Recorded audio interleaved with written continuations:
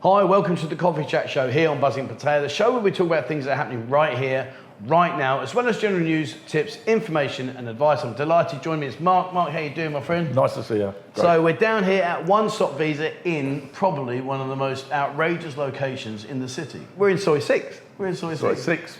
So, why would I choose Soy 6? Well, so did you before you set up your office here, did you think to yourself, what can be the most colourful walk to work ever?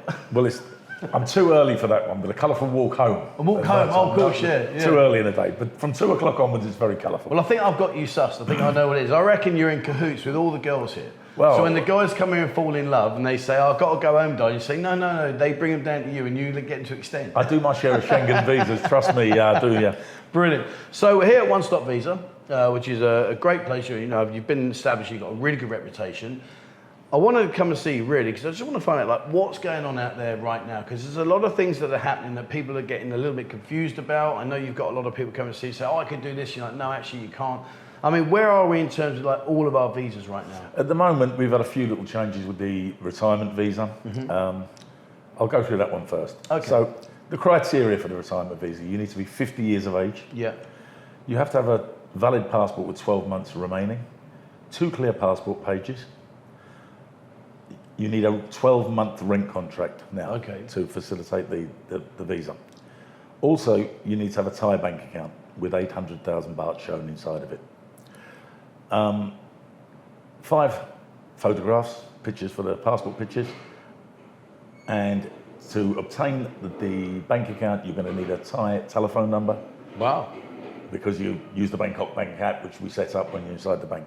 So basically now the new rules are that when we submit your visa, the return time is roughly 21 to 28 days. The new rule is that once it comes back, we need to refund your bank account or see your bank account, take you to the bank, produce the paperwork and send it back again for a further 7 days second check. Okay. Which is a totally new rule. So you're going to check it twice now? Twice. Why have they done that? I don't really know, to be honest with you. I think it may have been something to do with some foreign nationals having problems in the country. Okay. This doesn't happen with the renewal. The renewal is the same, exactly the same. Right, okay. So after the first 15 months, you get the renewal done. It's just the same process. Right, understood. And I mean, obviously, it sounds like what you just said there sounds like quite a complicated procedure. I mean, guys that come in, I guess you take care of everything? We take everything. From the bank account, we do everything you need to do with the bank account and the visa. So we do the whole process. It takes about 2 hours in the morning to do everything. 21 to 28 days later, you get your passport back, and then we'll need to do the same thing again, just another hour or so. And in terms of getting this visa, I mean, what's been the most common thing that you've noticed that people forget or they don't do when they come in? I've got it all sorted, mate. Actually, you need to go and do this. What's the most common mistakes people make? The most common mistake at the moment is the rent contract. They get a rent contract and it's not got the full address on it. One of the little problems we have. Yeah. The second one is they don't supply the ID card of the owner if they're Thai. Well, do they need that, do they? They need the ID card, need the copy of the Tabian Ban, a clear copy of the Tabian Ban or the Chinote. Yeah. And also you need, if it's a foreign owner, you need, sometimes if it's a company owner, you need a DBD of the company also. But with the foreign owner, you need a clear passport picture, the rent contract, the Tabian Ban or the Chinote. You need all of these items to go in with the application. And I'm guessing guys watching the channel now that might be living out here or been here on holiday want to extend and they want to go through this process. Regarding Tabian Ban and stuff like that, I know from my own experiences, do you have the staff here that can contact the owner and explain it a little bit? Yes, we certainly do. They're Thai speaking, English speaking, so it's not a problem. Yeah, because I must admit, when you start speaking to them, I need this now. What? I need this paperwork, and you can't explain it. Well, what I tend to do, Trevor, is take their email address, because when you explain to them the process of opening the bank and doing it, it's a lot to absorb in a very short time.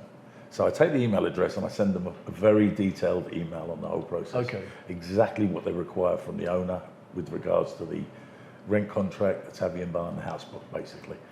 So that they can take it to their owner and say that this is what he needs. The majority of owners actually know what they need to supply. Because they're tenants to foreign nationals. And regarding the bank account, you mentioned there you need 800,000 in there. I'm guessing people come to see you can help them with that. Yeah, we can assist with that. Yeah. Okay, all right, cool. So that's where we are with the retirement visas. What else is going on? Well, probably noticeably on the Discord channel, there's a lot of miscommunication between people about the 30-day exemption on arrival. It used to be 45, didn't it? Yeah, they've reduced that on the 31st That's of such March. a shame. It was a shame. And I hoped they were going to bring it back for the Christmas period and the high season, but they haven't. Yeah, I agree. I wanted that to stay because I thought that was brilliant. Guys coming out at 45 days, happy days. It gave them a little bit of more freedom if they had the time, you know. So, with exemption on arrival, you're allowed to enter the country between the 1st of January and the 31st of December, so the calendar year, twice only on visa exemption. So basically you're coming in on 30 days, no requirements of a visa. After this, you can be stopped at immigration and you can be refused. Yeah. Also, when you come in on exemption on arrival, you need to show a return ticket or a exit flight ticket within that 30 days, if you're asked. Many people are not asked, but occasionally they do pick on one or two for whatever reason. You also need to show checkable, and I mean checkable, accommodation for your time in Thailand in that 30 days, whether it be a hotel. Okay, I'm with you. Yeah, I'm with you. Also, you must show funds. So you're able to stay here? 10,000 baht for a single person entering, 20,000 for a family. So 10,000 baht for 30-day stays? For 30 days stay. I think you need a bit more than that. Yeah, you do, yeah. But that's the rule. So if you're intending to stay in Thailand longer than 30 days, you are better to arrive on a 60-day single entry or a 60-day multiple entry obtained outside of the country. Now this will bring you in so that you can visa extend, then you can use border runs, which would start to use your visa exempt sum because you're coming back in. I'm with you. So that gives you the opportunity to stay 180 days if you come on 60 days. That's 6 months, yeah. Which is the maximum you're allowed on a tourist visa in 1 year. You mentioned a minute ago about if you come in here, you've got to show where you're going to be returning back from. What about guys that are coming out here, maybe they're just going to have a journey around, say, Asia, and they think, right, let's go to Thailand first, we'll settle down there, spend a couple of weeks in Thailand, then we'll have a think about where we want to go next, maybe Cambodia, wherever. In terms of their onward going ticket, if they don't have that or they're not going to go back to their home country, what happens there? They can be turned around and refused. Can they really? Can, yeah, and have been. So even if you're coming out here to say, do you know what, I'm going to have a jolly, I'm going to have 3 weeks in Thailand, then I don't know, maybe go to Singapore, maybe we'll go somewhere else, but you haven't actually decided, there's a possibility you could get turned around. You can get turned around. Wow, I never knew that. Yeah. And does it happen often? It really just, they're having a purge on it at the moment. It's they seem to have a purge on everything for certain periods of time. Recently, 3-4 months ago, it was the education visa and the volunteer visa. Now they're having a purge on this exemption on arrival, basically. You arrive with a visa, 60 days, you've got no problems. Right. But you still have to show where you're going to stay, funds, and also an exit strategy. Wow. I advise people to book a cheap ticket to Cambodia or Vietnam within the 30 days, or a changeable ticket. Or what about, and I'm putting you on the spot, but so this is me doing my kind of thinking now. So what about if I come out here, and before I come out here, I think, oh yeah, I want to go to Cambodia for argument's sake, and I book my flight the day before, my exit strategy, that I know I can cancel if I want to. That's fine. As long as you've got it when you land at immigration at PKK, that's well, there you go.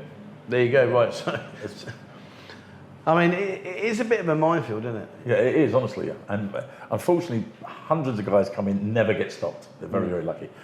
Others get stopped for no reason. And of course, the amount of stamps you have in your passport. Yeah. I recently had a young Irish guy. He was coming in from Cambodia on the border. He hadn't been in twice on exemption, but because he'd been here so many days during the year and he had so many stamps, and he came on a visa, 60-day visa on arrival to begin with, they said to him, you're not a tourist, because he was going to hit too many days.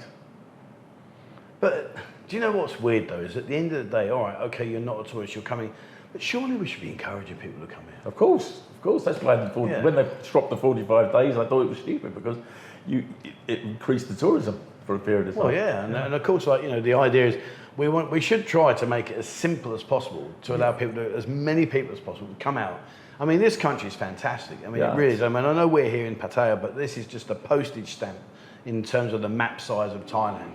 But yet, it's so complicated. Yeah, they make it too complicated, much too complicated.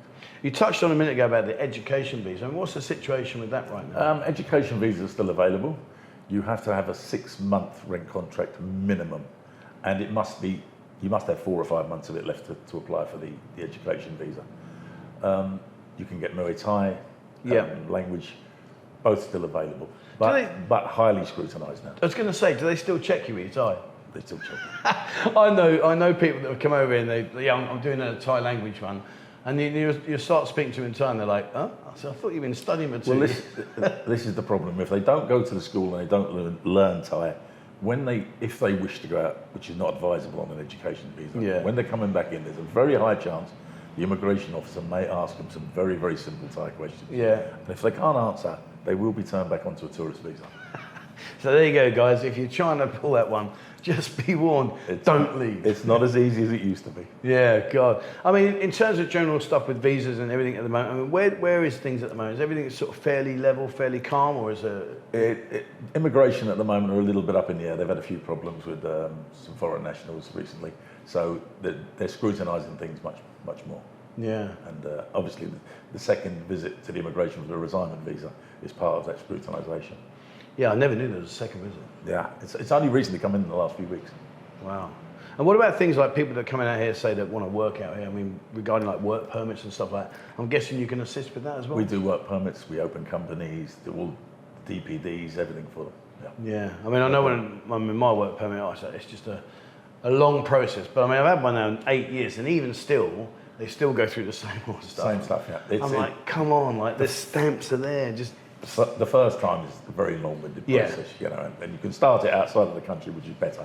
Because I remember when I first came here, I did it here because when I came here 11 years ago, you didn't have all this, like all these criteria and stuff. Yeah. And I came out here, and literally, then they took my passport off me and they converted that into my work permit with my stamp and everything.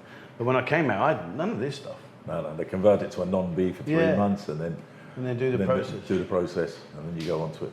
And you can't work during that first 3 months. No, that's right, there's no work. Right. You're not allowed to work. Yeah. And the same as on the retirement visa. Anybody thinking about working, you cannot work on a retirement visa. Yeah, that's a really good point, because a lot of people, you know, they think, oh, I'll be all right. I mean, I know a guy, believe it or not, a guy who was on a retirement visa, was outside his own house, painting his wall, and they nailed him. Yeah. They nailed him. I couldn't believe it. They nailed him. They drove past, stopped. What are you doing? I'm painting my wall. Have to be a Thai person can paint. You cannot paint. That's working. That's right. And he's like, but I'm not getting paid for it. It's my own house. It's my own house. Yeah. And they nailed him. Yeah, they're unbelievable. Yeah, I was just like... And unfortunately, if you're seen to be working by some Thai people, they're pretty quick to report you. Like a hot radar, isn't it? Ping, done. Yeah. And there's a lot of things in Thailand you can't get involved in work-wise anyway. So. And that's a good point that you mentioned there, Mark, because like, guys, if you are thinking to come out here to work, you know, you really do want to check out, I would suggest go onto the Thai government website, which is the list of what a foreigner can do, or get in touch with Mark and he'll tell you what you can do. Because one of the things I don't want people to do is they think, do you know what, I've been over on holiday, I love it, I can do a bit of this, I can do a bit of that. They just don't talk to anybody. They think, right, let's wrap it all up. I'm coming out here, I could do this. And suddenly you're like, mate, you can't do that. You can't do that and you're getting deported. Yeah. I mean, the other way around it is to set up a Thai company, which again, you'd have to come and speak to Mark about because it's quite a complex situation. And there's a lot of paperwork involved. You have 4 Thai staff per person. Social security pay every month, DPD in the bank. Yeah. It's premises, you know, it's quite a complicated process. So away from the visas, how's things in general with business? Great, fantastic. Yeah. I get a lot of walk by traffic. That's the reason the office is here. I've missed out here, haven't I? The girls keep telling me it's not the reason the office is here, but it is for that reason. I've missed out. And I get a lot of the girls come in for visas for Europe, America, Australia. What's the most popular country girls go to? Germany. Is it? Germany, yeah. They like the Schengen visa. Yeah. I don't know why, but... And in regards to girls getting visas to leave the country to go and see their newfound love of their life, I mean, is that quite an easy process? It's really, people think because its sponsor is sponsoring them that it would be an easy process. It's not. It's very, very much about the girl.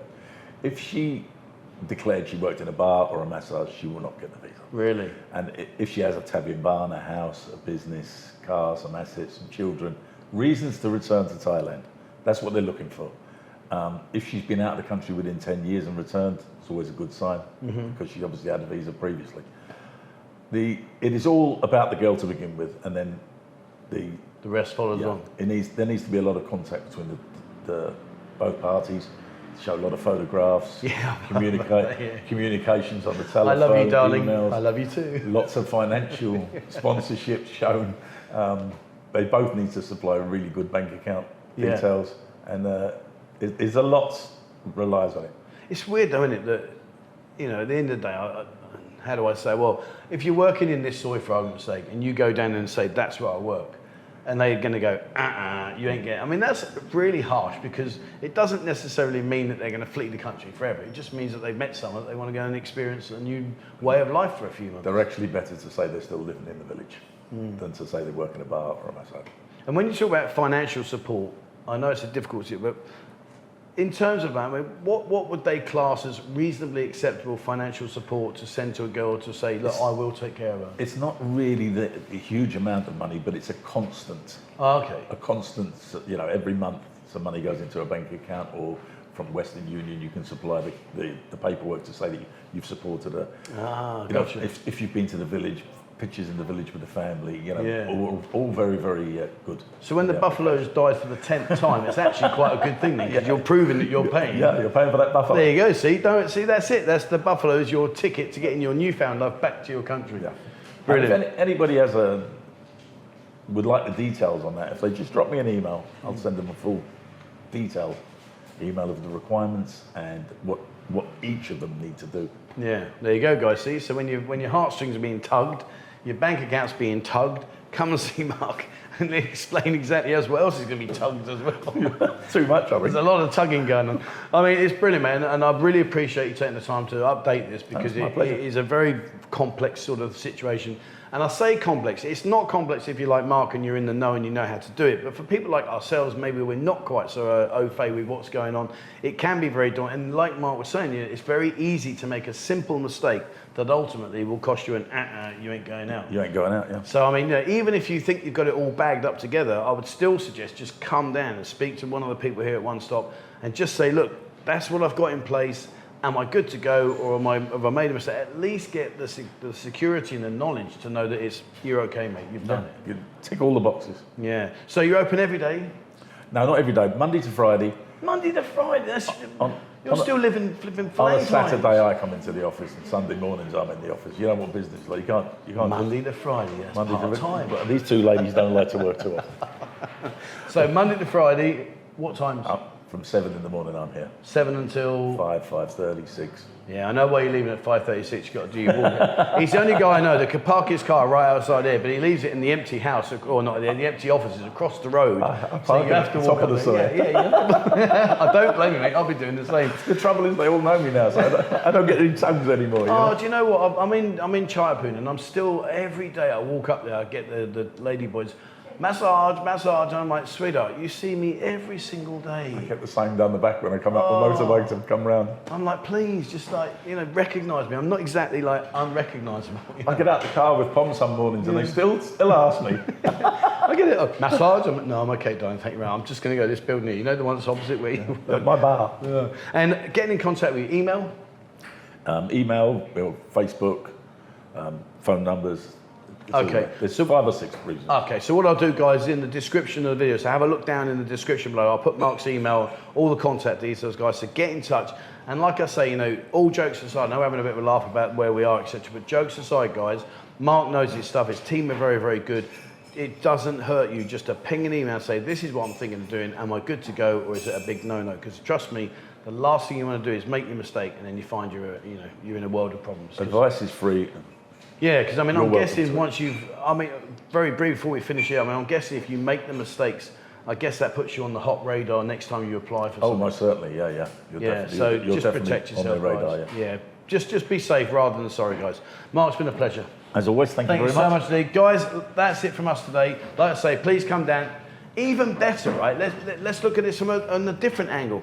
Darling, I'm just going to go sort out my visa. Okay, where are you going? I'm going to One Stop. Okay, you've got a legitimate reason to walk down 46. That's what a lot of the guys say. That's a legit reason, guys. Talk about winner, winner, chicken dinner. Anyway, that's it from me. That's it from Mark. Thank you very much indeed for watching, guys. Like I say, please get in touch. It really is worth its weight in gold, and it saves you potentially what could be a very, very big headache.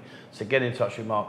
All right, thank you so much for watching, guys. Please, as always, remember, hit the subscribe button and also the bell icon if you'd like to be notified when we bring out a new video. Please have a look on Discord. We've got a page on Discord specifically for One Stop, which is all about this. So you can ask your questions in there if you're an active user on there. Over 13,000 members in there, guys. So check that out, get on there and have a bit of fun. And if you would like to support the channel, there's a link to our members area on our website, buzzinpattaya.com. Click on the menu, bottom icon, left-hand icon, and it will show you there what I can't show you on here. All right, that's it from me. That's it from Mark. Thank you very much for watching, guys. And please, as always, wherever you are in the world, stay safe.